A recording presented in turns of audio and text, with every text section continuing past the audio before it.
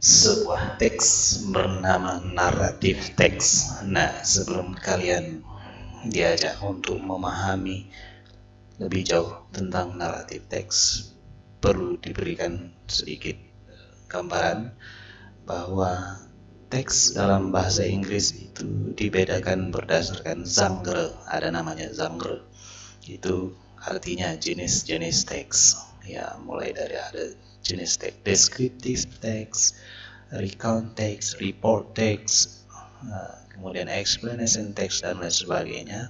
Nah, video kali ini akan fokus pada pembahasan naratif teks. Sebuah teks di dalam bahasa Inggris, seorang penulis itu menuliskan teks itu ada maksud dan tujuannya. Nah, atau dengan kata lain, dengan adanya teks tersebut fungsinya untuk apa? Nah, dalam bahasa Inggris itu disebut dengan social function ini. Ya, untuk naratif teks, social functionnya itu to entertain, to amuse, and to deal with vicarious experience. Nah, to entertain itu artinya untuk menghibur, to amuse untuk menyenangkan, and to deal with vicarious experience dan berbagi dengan pengalaman. Nah, membagi pengalaman maksudnya. Nah, kemudian di dalam naratif teks itu ada generic structure. Generic structure ini artinya kerangka karangan. Jadi kita ambil yang sederhana saja. Yang pertama itu orientation, complication, kemudian resolution.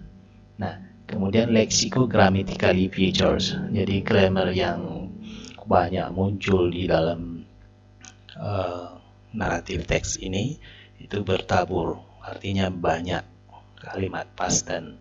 Nah, kalimat past tense itu sendiri yang pernah kita bahas di video sebelumnya. Kemudian juga ciri-cirinya itu diawali dengan frase seperti long time ago, once upon a time. Biasanya kalimat teks naratif itu ciri-cirinya ada tulisan long time ago atau frase long time ago, once upon a time, yang biasanya mengawali teks tersebut kalimat pertama di paragraf pertama sebuah teks naratif.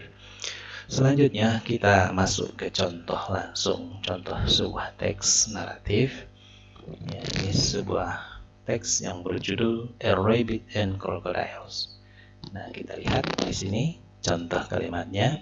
Walaupun kita tidak mengerti atau kalian tidak mengerti sepenuhnya isi teks ini, andai kata ditanyakan ini jenis teks apa, yaitu dengan adanya once up, membaca atau melihat once upon the time,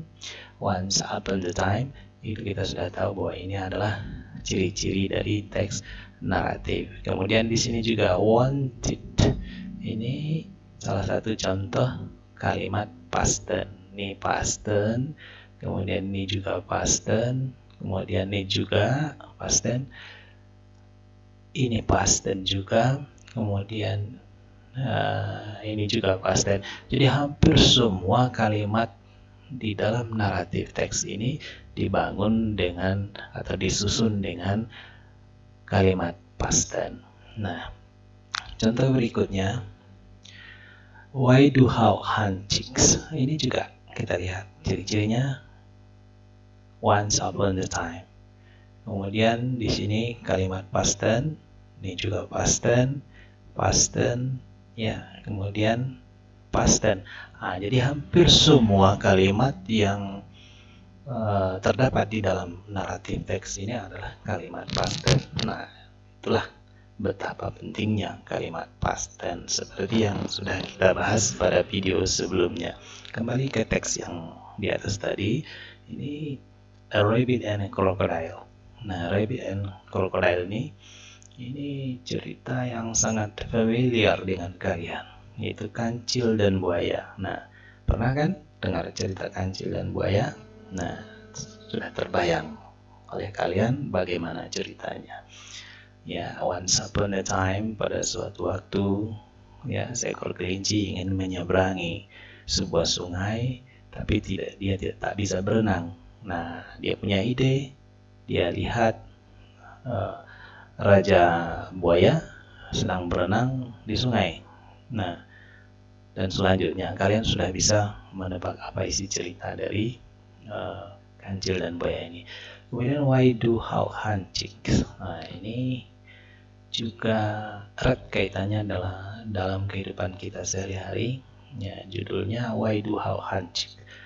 Kenapa elang itu selalu menyambar ayam? Nah, ternyata di dalam cerita ini, ya, seekor elang itu pada awalnya jatuh cinta kepada seekor ayam perempuan.